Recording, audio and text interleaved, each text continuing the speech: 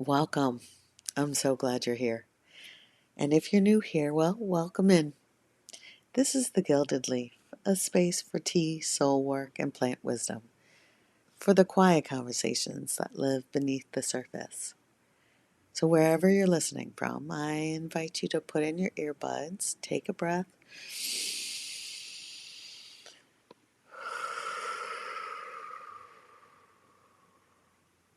because why not?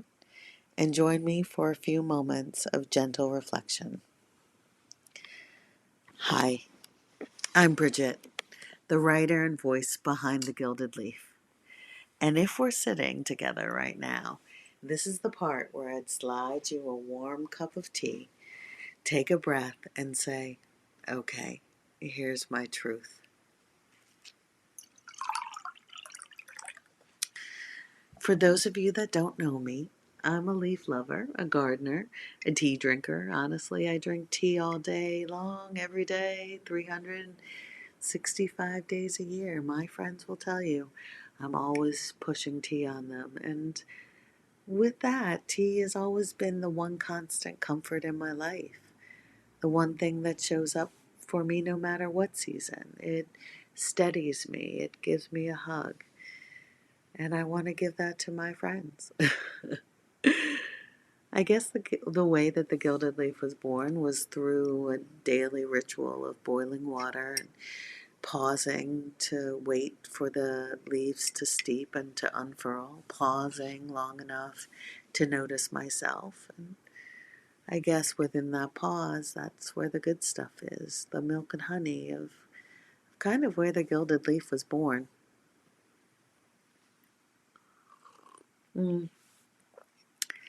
It's certainly, as we're in the beginning of the Gilded Leaf, a passion project for me, something that I could offer into my little corner of the world to build community, to share education, to honor the beauty of plants and the gentle ways that they help us heal. So before we continue, I like to pause and I like to drink tea. It's warm in my hands, it's cold outside, and get into what's called today's steeping. So if you're new here today, this section is where I introduce you to the herb or the herbal blend with the energetic descriptions along with why I've chosen them to hold hands with this specific podcast. But before we go any further, I want to ask you something. Have you ever walked away from someone you still cared about, not to teach them a lesson, but because you finally learned yours? Well, this is what we're going to talk about today. It's not about heartbreak, it's not about villain making or rehashing what went wrong in the relationship, but recognizing the moment my nervous system changed and realizing that the relationship couldn't remain the same when I started to take care of myself within the relationship. And that's kind of where tea came in as a medicinal stopgap for me. So I was actually talking to a good friend about relationships the other day, and when I was listening to her speak, I was thinking about herbs, and the two herbs that I've kind of been drinking all day, every day for the last few days as I'm trying to decipher what I wanted to write for today's podcast. Rose and Oatstraw came to me, and rose as an herb because, well, real love has thorns, right? So, not sharpness, but boundaries, right? Those thornful things that people need you to abide by because you respect them, right? So, rose always comes to mind with that to remind me that an open heart does not require self abandonment, and that you can care deeply and still choose yourself, which in the podcast series Chakra, the next chakra that I'm going to be outlining is the third chakra, which goes really nicely with Rose and kind of what we're talking about around self-worth. And then the other herb was oat straw, right? I always find that oat straw is steady and nourishing, and it's one of the good ones that has minerals, right? And oat straw is for the part of us that has spent years bracing, fawning, people pleasing, but translating over functioning in the name of connection. And oat straw rebuilds. That's what I love about oat straw. Rebuilds what depletion has quietly worn down in a relationship. And these plants together don't inflame the system, they settle it. So they're really nice together when you are doing some inward shadow work or just some deep reflection. And sometimes clarity only arrives once the body is no longer in survival mode, which we know is the root chakra, and you can listen to that podcast after this one if you'd like.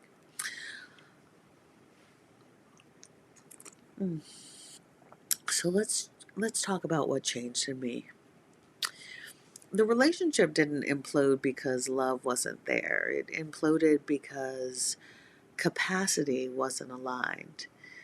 There were places where certainly communication was less than stellar, places where emotional maturity hadn't fully caught up, places that felt younger than my depth or what I was growing into. And for a long time, I compensated for that. I explained what wasn't being said. I translated what wasn't articulated. I filled in emotional gaps. I thought that was patience. I thought that was devotion. But something began to shift in me, and I started to retreat, sometimes without wanting repair, because in 2020 hindsight, my nervous system was overloaded. I was emotionally and spiritually spent. I didn't feel safe, not loudly, not dramatically, quietly. Um, but I began to notice the reflex to rescue wasn't rising as quickly anymore, or the urgency to soothe tension wasn't automatic, and the impulse to manage both sides of emotional growth started to feel heavy. And without the overfunctioning, the structure of the relationship started to change. And when I stopped carrying the emotional weight for two people, the scaffolding certainly fell. And it didn't fall into flames, it fell into my clarity. And here's the truth that I had to face. I didn't walk away to teach him a lesson. I walked away because I learned mine. And I learned that chemistry does not equal capacity. I learned that love is not the same as alignment. I learned that maturity cannot be borrowed from the person who has done the work.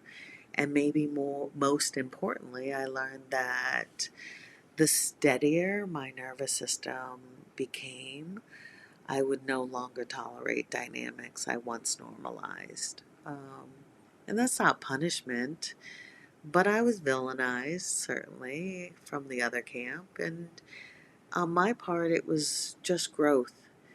I did not leave to prove a point. I left because something in me matured, because something in me no longer confused intensity with intimacy, um, because something in me no longer believed I had to earn love by being the translator or the regulator or the emotional bridge. And to tell you the truth, beloveds, here's the quietest truth of it all. I still care about him, but caring is not the same as staying. Sometimes the most loving thing you can do for both people is step back when the lesson has integrated. Because once you see clearly, you can't unsee. And clarity doesn't cancel tenderness. There are still moments when a memory moves through me. The sound of his laugh, or the way his hand felt at the small of my back, or the ease that lived between us before growth made itself known. uh, Love does not disappear simply because alignment does. Sometimes love lingers, even when staying would cost too much. There's a part no one that is the part that no one romanticizes. The the ache of choosing your evolution. The quiet grief of realizing that someone can be good, right? And still not be your future. I didn't walk away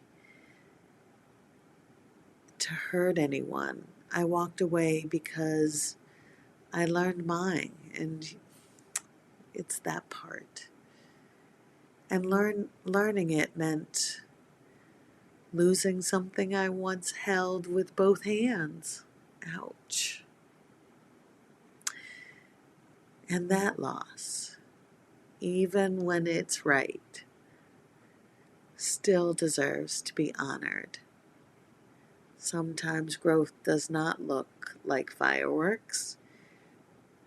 It looks like staying regulated in the presence of another human being.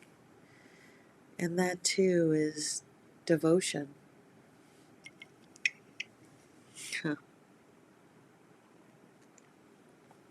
That's enough for today. So before we part, I want to thank you. Thank you for being here and for listening and for showing up, for making this space, making a space for the quiet things that move the heart and to warm the soul. So if you like this, pass it on to a friend that could use a warm cup of tea. Because I hope that this feels less like a podcast and more like a shared moment. Because that's the goal here. Like sitting with an old friend, you know who you are, with a warm cup of tea, where nothing needs to be fixed and nothing needs to be rushed. Just a time for you and me to sit and be together and think about the rivers that run deep within ourselves. So if something in this podcast stayed with you or softened you, I'm grateful. Because that's the milk and honey of the Gilded Leaf. Creating space to pause and to listen inward and remember who we are and to handle ourselves with care. So, as always, this is Bridget signing off. Cheers to you. Steeped in intention and offered with care.